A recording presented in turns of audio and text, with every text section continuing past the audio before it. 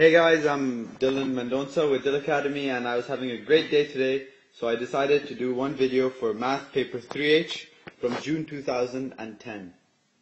Okay, well, question 1, you're given the list of ingredients needed to make apple fool, this dish, for 6 people, right? And you got to work out the amount of sugar needed to make apple fool for 15 people. So here are your 6 people. And for 15 people. So for 6 people, you need 100 grams of sugar for 6 people. Ratio, right? And so you need X grams of sugar for 15 people. Alright? So all you got to do is put this in algebraic form. You're going to get 100 over 6 is equal to X over 15. So the answer is nothing but 100 divided by 6 times 15, which is equal to 250 grams. So you need 250 grams of sugar to make apple fool for 15 people. So question 1b is similar to question 1a. They're asking you in this case to work out the amount of cooking apples needed to make apple fool for 5 people. So from this table, you know that 900 grams of cooking apples is required to produce apple fool for 6 people. So that means that X grams of cooking apples, which is what you want to find, is for 5 people. So you can compare the two ratios and equate them. So 900 over 6 is equal to X over 5. And this gives you X is equal to 900 divided by 6, which is 150 multiplied by 5, which is nothing but 750 grams of cooking apples to make apple fool for 5 people. Okay, question 2 has given you like parallel lines with 2 lines intersecting the parallel lines, QP and RP. And basically in A1 they're asking you to find the value of X. Now X is nothing but 62 degrees. Now the IGCSE board, EdXL board love this question, they love giving this question. So basically X is 62 degrees. Now I'm going to explain to you why. It's basically in number 2 they ask you to give a reason. And the reason is alternate angles are equal. I don't know in how many past papers that they've asked. They always ask, every past paper they usually ask this question. So your reason is alternate angles are equal. Now you might be thinking, why are they equal? Let me just show you why. Basically, if I draw a line from here, and I draw a line up from here, you can notice that these two sides are equal. Now, since it's a rectangle, you can also say that these two sides are equal. And also, you can also deduce from this that this will be equal. So there are 2 triangles that have been formed here.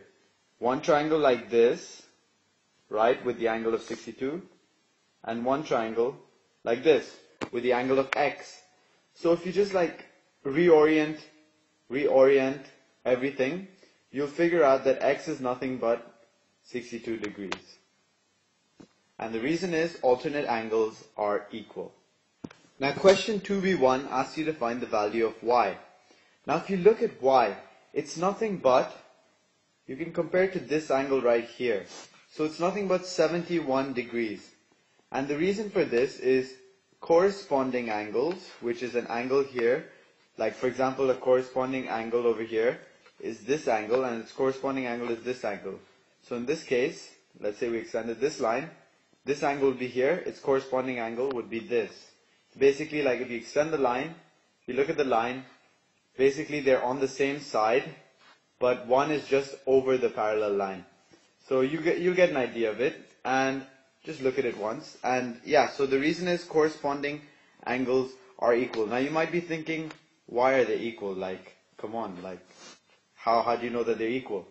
First of all, just look at them. They're the same thing. They're pretty much like, the line just hits any, like if a line was to hit this point at this angle, if I drew if I still extended this line, it would still go with the same slope, and meaning that it would hit the exactly same straight line at the same angle. It's because basically these two lines, CD and AB, they're parallel. So the line is just going to continue with the same slope, and it's going to hit them with the same angle because it just has the same slope. And whereas if, like, let's say the lines weren't parallel, like this would be a completely different angle from this, because this line over here is sloped upwards. So like, it's because they're parallel lines, and then this line RP is like just intersecting it at the same slope, and it has the same gradient, so it's equal. So basically it's 71 degrees, and the answer is corresponding angles are equal. Okay, question 3. You have 3 numbers, A, B, and C, and they have a median of 4 and a range of 7. So a range is nothing but the highest number minus the lowest number. If I arrange these alphabetically, let's just say A, B, and C, what I would, my median number is nothing but the middle number. So in this case it would be B. So let's say B is equal to 4, alright? And the range, they're saying, is nothing but 7. So that means that the highest number, which is C, minus the lowest number, which should be A, if these were arranged like numerically, minus A is equal to 7. Alright? So now for question 3a, they're asking you to find the median of the 3 numbers A plus 2, B plus 2, and C plus 2. Now, so this thing becomes nothing but A plus 2, B plus 2, C plus 2. Since they're all being added by 2, the numbers are going to stay in the same position, like numerically. It will still be arranged, this will still be arranged numerically. So that means we're still looking at the middle number. So we're still looking at B plus 2. Now B was originally 4, but now since it's B plus 2, that means it must be 4 plus 2, which is 6. So the median now is nothing but 6. Alright, for 3b, they're asking you to find the range of the 3 numbers A plus 2, B plus 2, C plus 2. So let's rewrite this again. So we'll write as A plus 2, B plus 2, C plus 2. And as I explained earlier, they'll be in numerical order because they're all being added by 2. It'll still stay the same. So again, we have to find range. So range is nothing but the highest number minus the lowest number in the numerical order. So it's nothing but C plus 2 minus A plus 2. Right? So it becomes C plus 2. This is negative 1 times A times positive 2. So it's negative A minus 2. So plus 2 and negative 2 cancel, because plus 2 minus 2 is 0. So this becomes C minus A. Now C minus A, so it means it stays the same. Now what is C minus A equal to? Look over here. C minus A is equal to 7.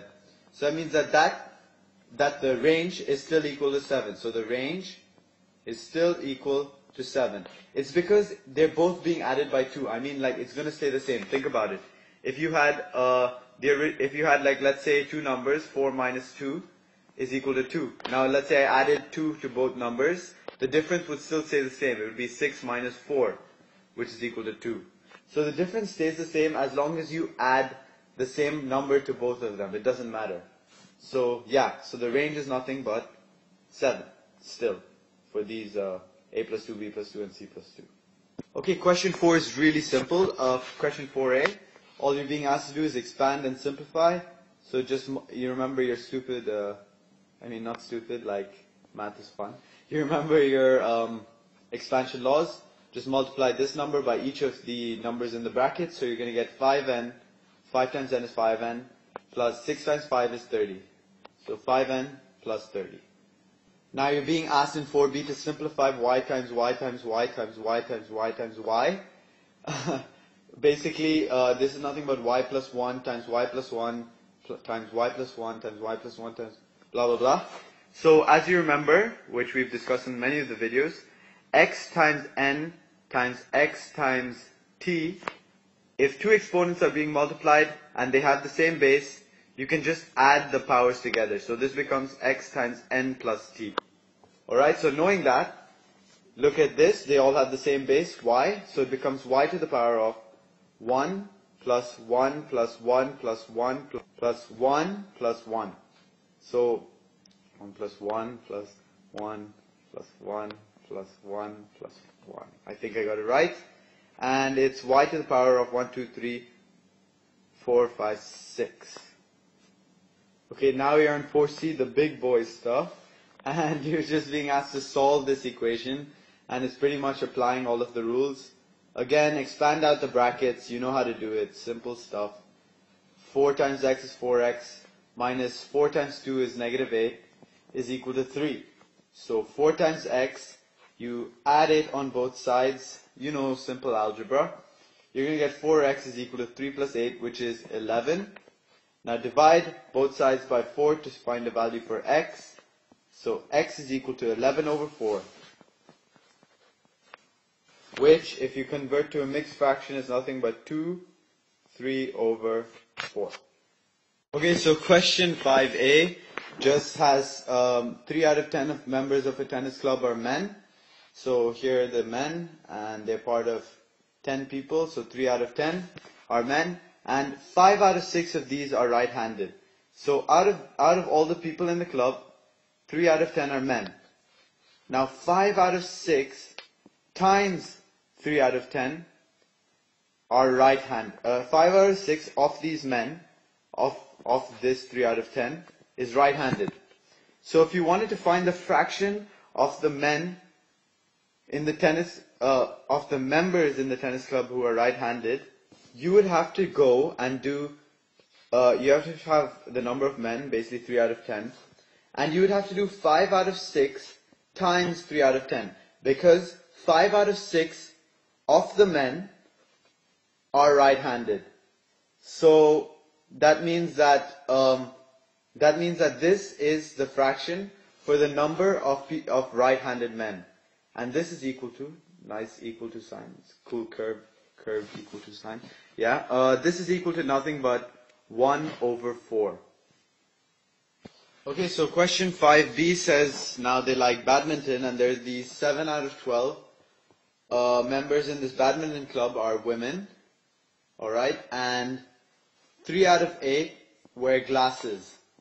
Alright, so work out the smallest possible numbers of people, members of the badminton club. Now what you need to do is, first of all, these two fractions over here, they don't have the same denominator.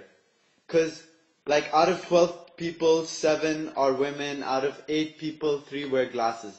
So to determine the smallest number of members, you need to determine, like, a common denominator, so you can compare both fractions. So basically, if you get a common denominator between these two, what you're going to do is you're going to find the smallest number. So you have to find the lowest common denominator possible. So what two numbers can these two form, like which these two are divisible by? What is the lowest number? Not divisible, sorry, which they can be multiplied to give the lowest number they have in common. And it's nothing but, if you think about it, it's 24, right? So that means that 24, because 8 times 3 is 24, and 12 times 2 is 24. So that's basically the lowest amount possible that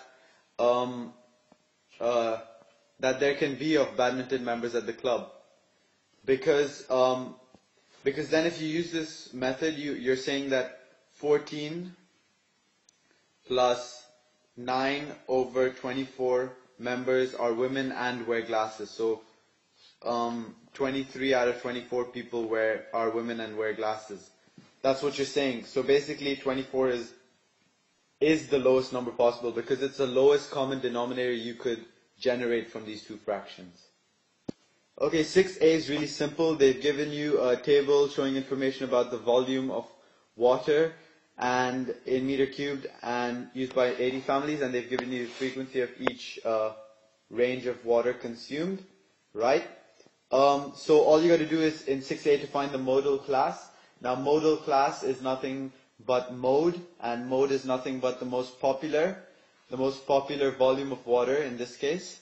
So you just got to look at the one with the highest frequency, because the one which is consumed the most should be the most popular one. So in this case, it's the range of water of 400 V less than or equal to 500, because it has the highest frequency of 44.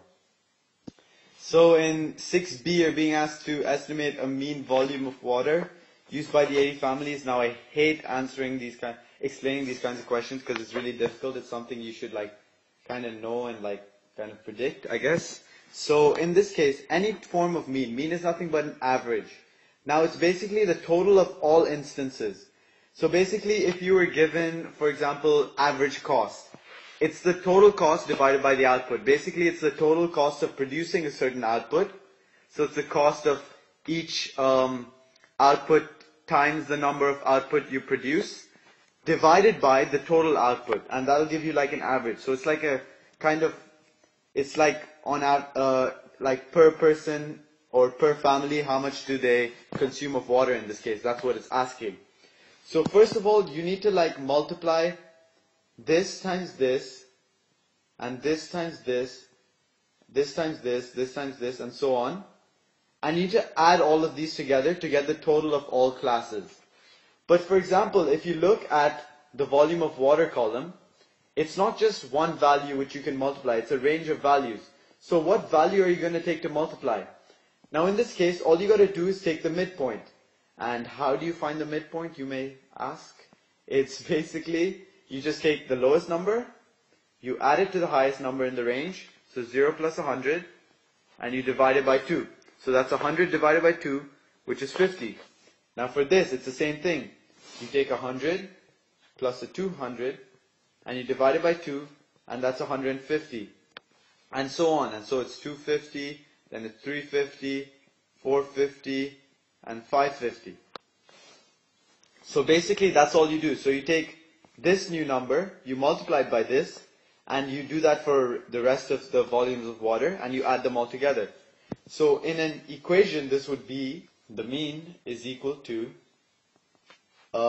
you take this 50 over here, so you're going to take 50 times the frequency, which is 2, and you add that to 150 times 4, you add this to 250 times 6, you add this to 350 times 18, sorry I don't have much space, and you add this to 450 times 44, and you finally add this to 550 times 6. Now, that's not it. We have to divide everything by the total number of times of each class. So the total number of times each class occurs. So, and that's nothing but, if you think about it, the frequency column.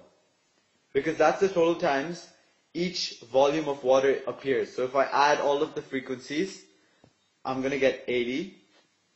And that's the total number of families basically. The total number of times, the total number of families that are in the whole thing. And it's the total number of, it's basically like the total number of times each volume occurs or each person drinks a certain volume. So yeah, it's 80. And all you got to do is solve this equation. So you're basically going to get 31,600 divided by 80, which is nothing but 3,160 divided by 8, which is a mean of 395 meter cubed of water on average consumed by each family. Okay, so in question 6c, you're being asked to complete the cumulative frequency table. And cumulative basically means like adding on or increasing in amount. It's basically like that. So basically what you do for cumulative frequency, it's basically defined as increasing frequency. So all you got to do is keep adding on the frequencies.